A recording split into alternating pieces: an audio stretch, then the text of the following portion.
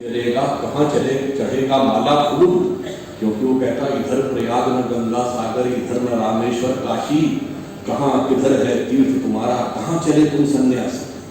तो सन्यासी जवाब देता है, मुझे न जाना गंगा सागर, मुझे न रामेश्वर काशी, तीर्थ राज चित्तौड़ देखने को।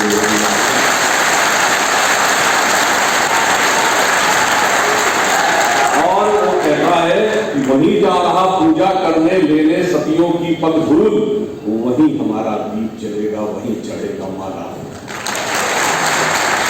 तो इस भारत के शौर्य के तीर्थ स्थल पर अपने श्रद्धा के फूल अर्पित करते हुए मैं अपना निवेदन प्रारंभ करता हूं।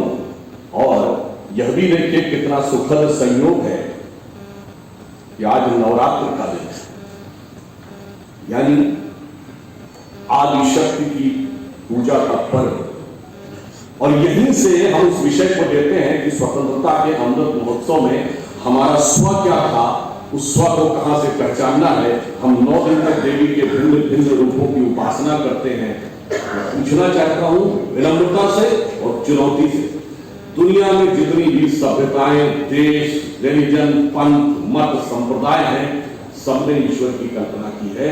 तो ईश्वर की कल्पना में बाकी सारे मत संप्रदायों में कहीं स्त्री तत्व का कोई स्थान नहीं है, सिर्फ पुरुष तत्व। और सिर्फ हमारे यहां स्त्री तत्व में साक्षात देवत्व और ईश्वरीय तत्व का स्थान दिया गया है। हमारे यहां वैष्णव है, शाक्त है और शिव है। तो सिर्फ हम ही एक सभ्यता है जहां अर्धनारीश्वर की भी कल्पना की गई है, अर्थात आधा राजस्थान।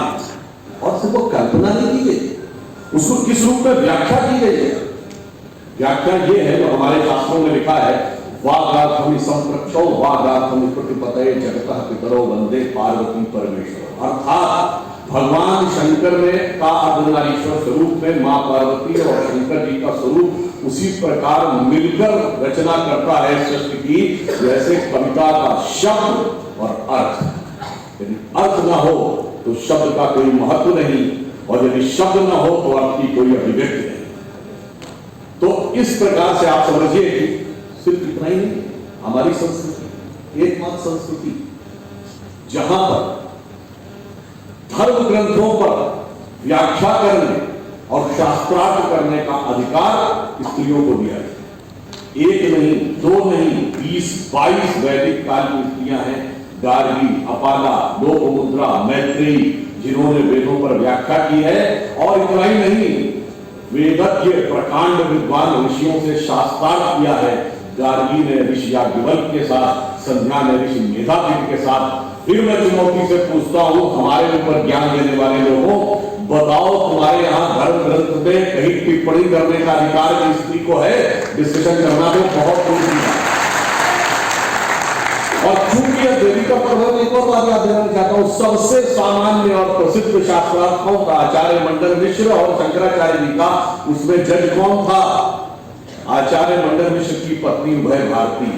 अब बताइए दुनिया में मुझे कोई सभ्यता लाके दिखा दीजिएगा जहां पहले तो धर्म ग्रंथ पर डिस्कशन का अधिकार हो, डिस्कशन में सिर्फ पार्टिसिपेट करने का अधिकारी नहीं हो, जूरी बनने का अधिकार स्त्री को हो, तो मैं गलती मान लूंगा।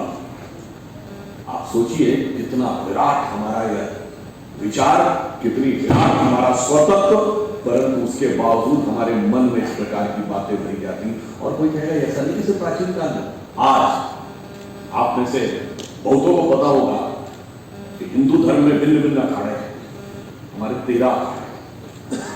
और उन अखाड़ों में अभी पिछले कुंभ में पहली बार ऐसा हुआ है कि अखाड़े की महामंडलेश्वर एक महिला बनी है। निरंजनी अखाड़े की महामंडलेश्वर साध्वी निरंजन, जो कि मोदी की सरकार में मंत्री भी हैं, वो पहली महिला महामंडलेश्वर बनी है। फिर मैं पूछता हूं दुनिया में कोई एक जगह तो बताओ जहां रिलीजन से किसी सेक्ट का चीफ महिला हो, महामहिम राष्ट्रपति बनी है। वो जानते हैं क्यों बनी? बाकी सब तो अपना लोग व्याख्या करेंगे और वो उनका व्यक्तित्व अपनी जगह, न तो इसको दार्शनिक दृष्टि से देखता। भगवान राम का जब राज्याभिषेक हुआ था तो क्या सीधे हो गया? नहीं, पहले तो राज्याभिषेक होते ही षड्यंत्र हो गया। षड्यंत्र के बाद वनवास हो गया। वनवास के बाद वनवास में भी सीधे राज्याभिषेक नहीं हुआ।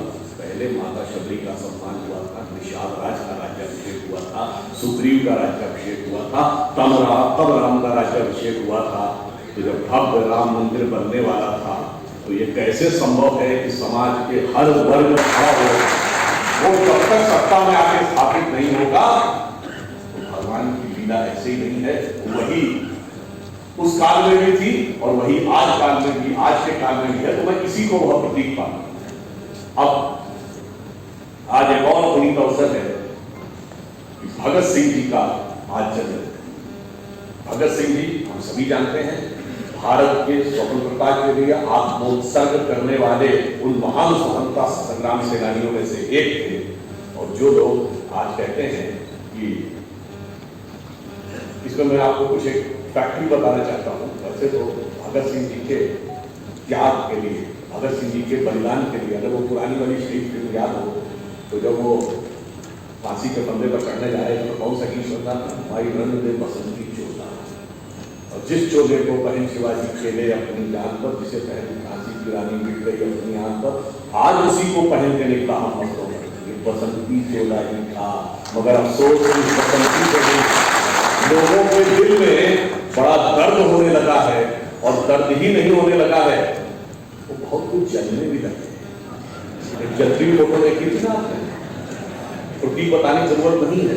अगर वो ये कह रहे थे कि हम जल रहे हैं तो हम कहते हैं हाँ बिल्कुल जलते हैं, पर हमारे जलने का हेतु क्या है? हमने बचपन में वह कविता सुनी है, हम केशव के अनुयायी हैं, हमने तो पढ़ना सीखा है। और आगे है जलने का हेतु, अंधकार में बंधु भटकते, पंथ बिना व्याकुल दुख सहते, पथ दर्शक दीपक बन तिल तिल हमने तो जलना। अब भगत सिंह जी की जब हम बलिदान को याद करते हैं तो एक चीज याद करिए कि 1910, 20 और 30 के दशक का भारत है। भगत सिंह जी ने असेंबली में बम फोड़ा था और वह बम केवल धमाके का बम था, खाली सीट पे फोड़ा गया था, किसी को आहत करने का वो नहीं था, मगर उसे अहिंसा नहीं माना। मगर उस समय के भारत की कल्पना करिए, जो कि आजादी का अमृत महोत्सव है, तो आजादी का यथार्थ विश्लेषण भी बहुत आवश्यक है इस अमृत महोत्सव के समय। तो आप याद करिए असेंबली में बम फोड़ा गया, वाइसरॉय हार्डिंग पर बम फेंक दिया गया, कैलकाटा का पुलिस कमिश्नर, कैलकाटा एक प्रकार से उस जमाने में राजधानी होती थी, उसको मार दिया गया। और यहां पे दिखाना था कि भारतीय संस्कृति के अंदर कैसा छल प्रपंच होता था अपने मन से एक कहानी के होती। और इस कहानी का भी उल्लेख कहां है? ये डिस्कवरी ऑफ इंडिया में नेहरू जी ने राघव केतन का उल्लेख किया है, मगर किस संदर्भ में उल्लेख है वो भी घुमा दिया कि वो एक बहुत बड़ा तांत्रिक भी था और उसने कहा कि चित्तौड़ दुर्ग के ऊपर एक बहुत बड़ी दशा लगी है और उसका वो कर रहा था, अनुष्ठान कर रहा था। इस बीच में पूर्णिमा के दिन राणा रतन सिंह अर्घ देते थे और उसने कुछ उनसे कहा कि मेरी शक्ति ज्यादा, और उसने तंत्र से उनको चंद्रमा दिखा दिया। इसको लेकर मतभेद हो गया और वो छोड़ के चला गया। मतलब मैं कहना चाहता हूं, आप जिस चीज को का नाम ले रहे हैं उस ग्रंथ से हकीकत नहीं ले रहे हैं, जहां से ले रहे हैं उसको भी डिस्टॉर्ट करे दे रहे हैं।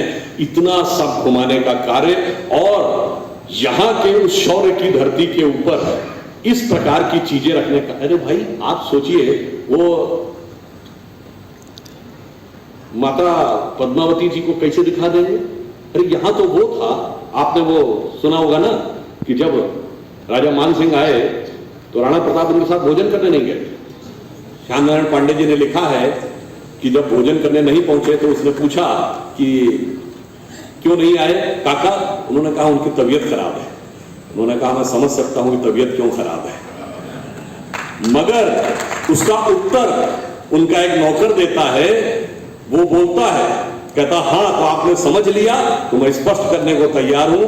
वो कहता है जो मान शंका थी किसी विधि भी नहीं पूरी हुई, जब ज्ञात हो कि तुर्कणा से भगन संबंधित हुई। यानी जब ये पता चले कि तुम्हारी बहन का संबंध तुमने तुर्कों में कर दिया है, मुगलों में कर दिया है, तो हमारे मन की शंका कैसे दूर हो सकती है? वो कहता जो मान शंका थी किसी विधि भी नहीं पूरी हुई, जब ज्ञात हो कि तुर्कणा से भगन संबंधित हुई, संभव है कि फिर अशन भी तूने किया होगा वहां, फिर वीर बप्पा वंशधर के संग भोजन होगा। तो आप सोचिए, यदि इसमें इतना स्वाभिमान था तो वो कैसे हो सकता है। मगर उसके बावजूद मैं एक और बात कहना चाहता हूं, ये सिर्फ शौर्य की बात नहीं थी, ये युक्ति की भी बात थी। जिस आपने अंग्रेजी में भी मुगल वर्ड होता है, उसका क्या अर्थ होता है? बड़ा, शानदार, ग्रैंड। आपने वर्ड सुना होगा ना, मीडिया मुगल। तो आप सोचिए, दुनिया की सबसे शक्तिशाली फौज, और जब एक बार अकबर के जमाने में यह लग गया था कि अब वो कूटनीतिक तरीके से भी कब्जा करने के लिए तैयार है, उस समय महाराणा प्रताप जी की राजनीतिक युक्ति और बुद्धि भी तो थी कि उन्होंने कहा कि तलवार लेके आओगे या छल लेके आओगे या कोई राजनीति का अस्त्र लेके आओगे, मगर हमारे सम्मान के साथ समझौता नहीं कर सकते। इससे विचित्र उदाहरण देश में नहीं मिलता। राजस्थान में सीएम अपनी पार्टी की नजर में बागी के घेरे में, प्रदेश अध्यक्ष डोटासरा जी वो उस घेरे में, विधानसभा अध्यक्ष घेरे में, और चीफ विप को तो नोटिस इशू कर दिया गया। बताइए साहब, ये हालात जानते क्यों हुआ? अब क्योंकि जब किसी जहाज को एक साथ दो पायलट चलाने की कोशिश करेंगे, एक अलग दिशा में दूसरे अलग दिशा में, तो जहाज का क्या होगा? या फिर जो पुरानी कहावत है, एक फूल दो माली। तो अब पता नहीं राजस्थान में क्या हो रहा था। आज वास्तविकता यह है, मुझे देख के याद आता है कबीर का वो दोहा कि चलती चक्की देख के दिया कबीरा रोए और दो पाटन के बीच में साबुत बचे न।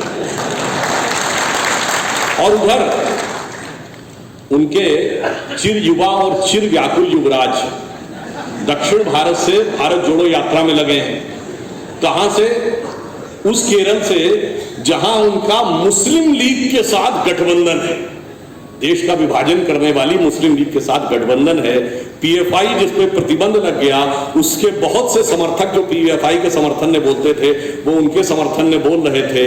और जो उनके साथ भी समस्या थी, कांग्रेस में समस्या हुई कि एक अमेठी का विस्थापित नेता, युवा नेता जो पद लेना नहीं चाहता, दूसरा राजस्थान का स्थापित नेता, वो पद देना नहीं चाहता। अब वो लेने देने के चक्कर में हकीकत तो उन्हें लेने के देने पड़ गए हैं।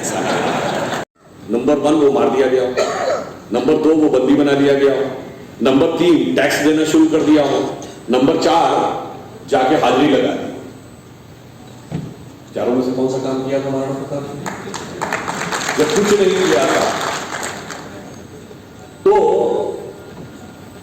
कैसे आपने मान लिया? अब बल्कि मैंने तो वो, मुझे पूरी कविता नहीं याद है जिसमें उन्होंने कहा था ना, नौ रोजो नौ दो जेठ तुड़ियान